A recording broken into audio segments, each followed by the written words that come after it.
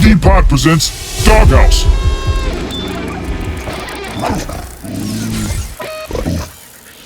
Magpie, here's something for you, bud. Nice. Hey, you, catch a whiff of this. Oops. Hey. Gentlemen, how you doing? All right.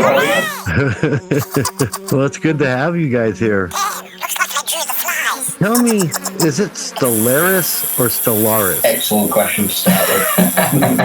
Yes. You decide. I was going to say Stellaris, but, before we kicked the interview off, I wanted to make sure because, sometimes you pronounce shit wrong, and I do that, so. Well, whatever's feeling right in the moment, just go with that. Cool. All right, guys, are we ready to get this done? All right, here we go. Yes.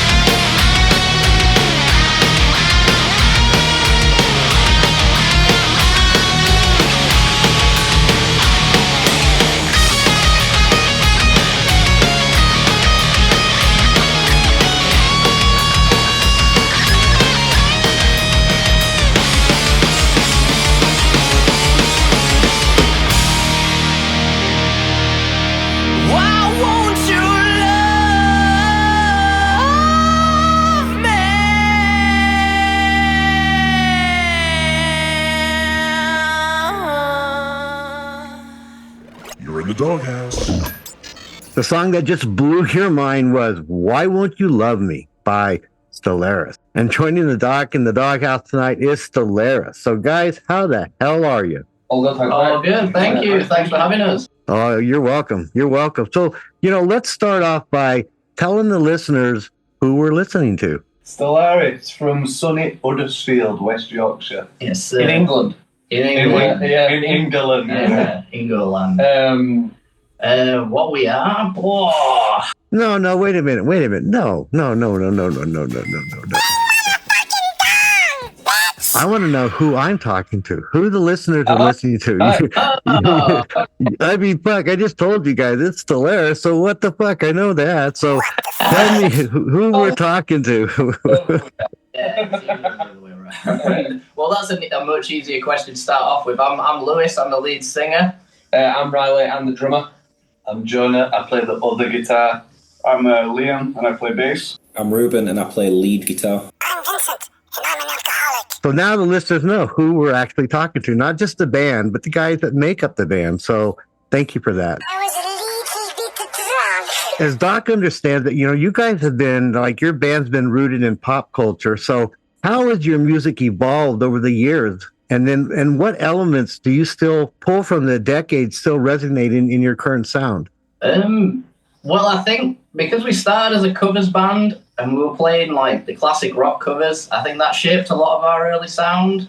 And then we kind of got sick of that. We kind of got bored of trying to sound like everyone else. Yeah, I think we played too many cover gigs to then have to carry on and like write hard rock songs or sort of like classic rock songs. So that's when we sort of like started to push out towards the different stuff and made it a little bit more interesting for us to write. Yeah. But I'd say early on, our inspirations. I mean, I don't know. I don't know about you guys, but I mean, growing up, all the gateway bands, as you know, AC/DC, Led Zeppelin, Black Sabbath, that sort of stuff. I mean, it's the same for everyone, isn't it? Oh yeah, right. And that stuff still influences our writing nowadays. Like it can't not, because it's kind of historical, I guess. It's just kind of built into us. But we just kind of started to get weird with it at some point, didn't we? It's built to you guys. Well, that's probably the best music that was ever put out, the best bands that will ever exist. And and if you think about it, a lot of bands do that. They grow up with that sound and it evolves into them. But then at a time, and I'm glad you said what you said, because I like to hear a band saying, we want to be ourselves. We want to be who we are, not, oh, you sound like AC/DC or you sound like Van Halen or anybody else. You want to sound like you. And so thumbs up for saying that. I appreciate that. Do you understand the words that are coming out of your mouth? But, it's been said that your music blends the fantastical with the macabre. So share a story of historical events or things that have happened that inspired one of your songs, and then how you actually brought that idea to life in your music. Well, you might want to take this one. It's myself and Lewis that do the lyrics typically. Yeah. So I mean, it's up to you which one. We're big into historical events, like the most famous historical event of War of the Worlds. I don't know if you know that story that happened way back in the 30s or 40s or whatever. Yeah. So it's really cool because it was like, we got some aliens coming down. So we decided to write a song about that kind, and that was Rubicon. Yeah.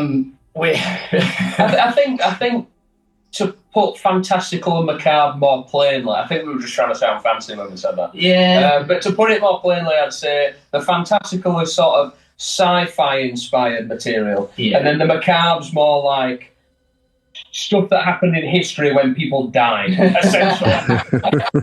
Put them together, that's sort of what we write about. I like that a lot, guys. All right. Hey, Dog, my family told me to get help for my drinking. Vincent, not now, dude. I'm fucking doing an interview, so get off the fucking thing. So I hired a bartender. So anyway, Doc's going to spin one, guys, for you guys from Stellaris, which is called Stellaris.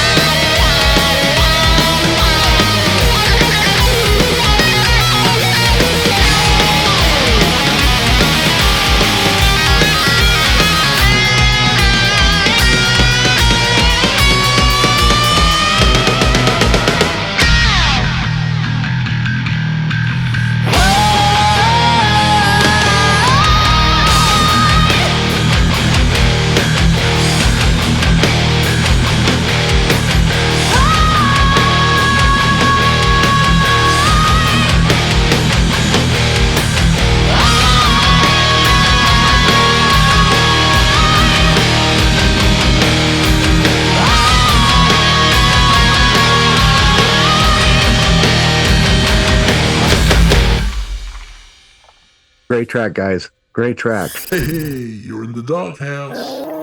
So, just by talking to you just this a little bit, I get this sense that you guys have a really good rapport and relationship with each other. So, how do you guys collaborate creatively when writing the song and then putting it all together? Because you may have one or two or three that write it, but it's the band that makes the song itself. So how do you guys do that? It just kind of comes together. I mean, first of all, we don't like each other. I wouldn't let you sleep in my room if you were growing on my ass.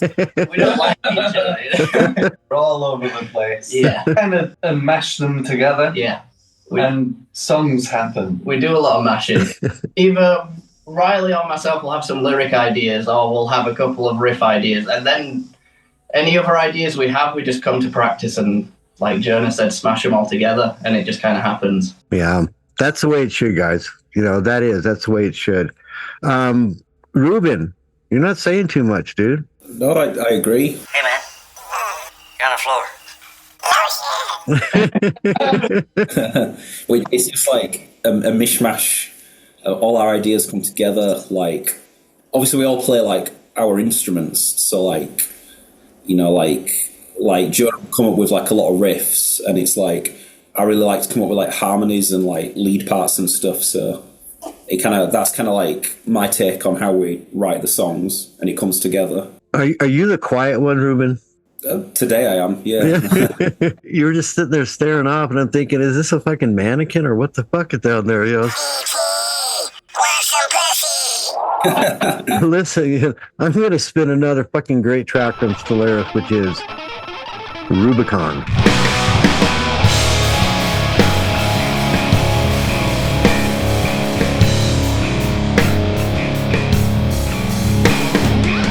Waiting on a wonder, counting down the days. She sang on a Sunday, let us watch our fall from grace. Steps on easy, we wouldn't have time. She wants it, she needs it, every sticking on the line. Get a little further and clear the debris. We have no choice but to rotate a degree.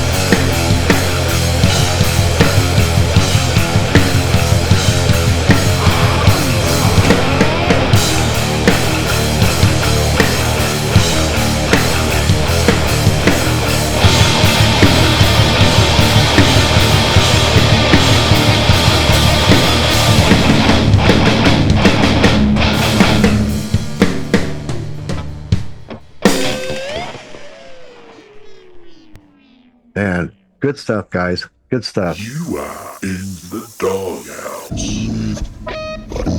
like that one. Yeah. I like it. You should. You better. What's the difference between an oral and a rectal thermometer? Vincent, shut the fuck up. The taste.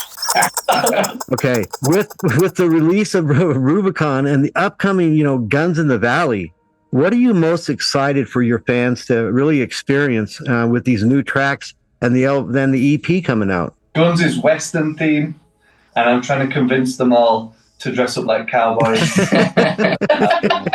But I think we're most excited for just people to hear our new stuff. I think our music's, evolved since our last EP. Then yeah, it's kind of a newish sound, a bit more like how we want to sound, I guess. I think it's completely different. Yeah, it's completely different. It's a lot more selfish. I think the new songs are like more what we would actually listen to. Yeah. Whereas the first EP was stuff we made together. We took a lot more time with the second EP to make things we want to hear. Yeah. Yeah, I think as well with the new songs. I mean, we love the first EP, and it's it was the first thing that we did with Stellaris, and with that'll never change. But I think from the perspective of the new material is we wrote that with an eye on what do we really want to play live, as well as obviously put out and stay true to the material we want to put out. But we really love to sort of put on a great show live, and I think having songs that the musicians really enjoy playing gives you something live that nothing else can. Like, it gives an energy to the crowd, and the crowd feed off it, and then the band feed off the crowd, and it's just like this circle of energy that I don't think you can get elsewhere from having songs you thoroughly enjoy playing. Oh yeah, that's phenomenal. Hold on. Ask them, why did the white goo cross the road? You fucking know I'm not asking that question, so fuck off. You pickled cock. I'm sure they'd like to know that it's because I put the wrong socks on this morning. So, known for your live performances, dude, and you just talked about that and the energy. How do you plan to translate that energy and connection to your audience, as you reach out to a wider audience through, your new releases, and especially, social media, because that's really hard to fucking do that from a live performance, but you really is there that energy flow to social media listening. Sorry, which company did you say you were calling from again? That's one of the big ones, is the social media. That's kind of the hardest thing to get on for a live band, and we are a live band. That's kind of our main thing. I mean, we love recording and stuff, but playing live is the main reason we kind of created the band. So I mean, we've talked about like eventually getting around to doing some live shows, like live stream shows, maybe, if we can get behind it and getting all the gear together and whatnot. But yeah, it's one of those. What do you like? Tell me, what do you guys get the most out of? This is probably a stupid question. You're playing live, because I think it's a little different for some, but what is if somebody asks you, why do you play live? What would your answer be? I love it. Yeah, it's like the best high on a really good drug. Yep. Like the most natural high you can get, I think. And it's just, plus we're probably all massive attention seekers deep down, maybe. And we're just I think it's desperation for approval from strangers. Like we've said before, we grew up with all these, crazy historical bands that were just, they had their own energy, like Robert Plant, Led Zeppelin, and any one of the AC/DC members or whoever you think of, like, they all just had that energy. And I think it was as little nippers seeing that and just hearing it and wanting to do the same thing. And when you get it, you kind of want to keep getting it and you don't want to stop. I think there's nothing else like it, really. Yeah. It's if you've got it, and if you experience it and then you don't do it for a while, it's a hole that is left in your life, and you're like, I really want to get back to gigging. I really want to get back to performing live. So I don't. It's difficult to put your finger on, but it's definitely something that once it's taken away from you, you crave. Yeah, it's just so true.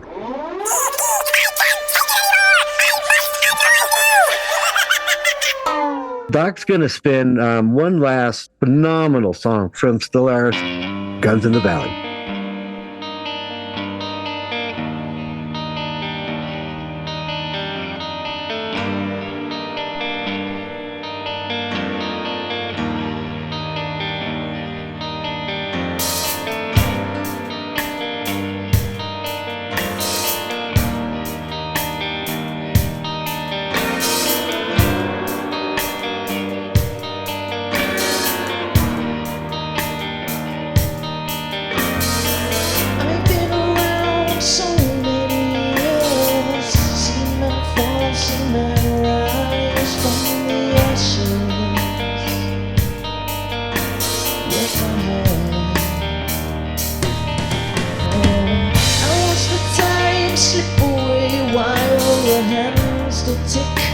Well,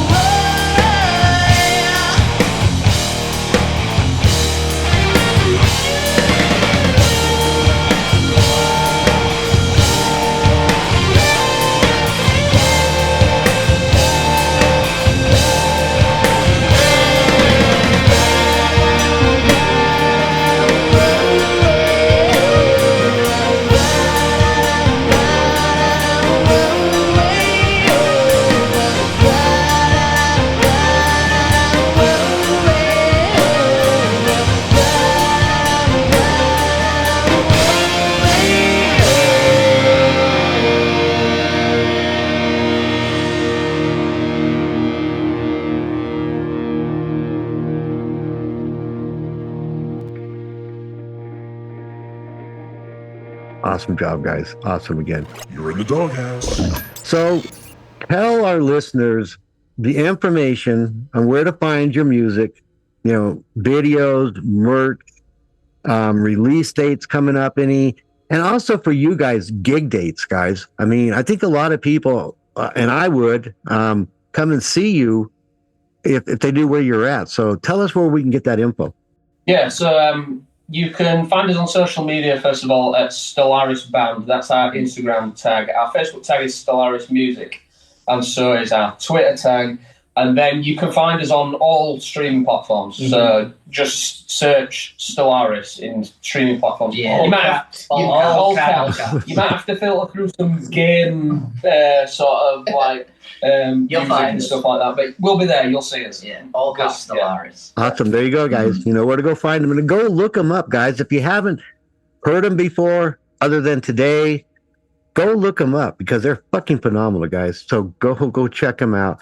So the doc wants to say, guys, thanks for being on the Doghouse tonight with me. And it's been great. And I wish you guys all the success that you deserve.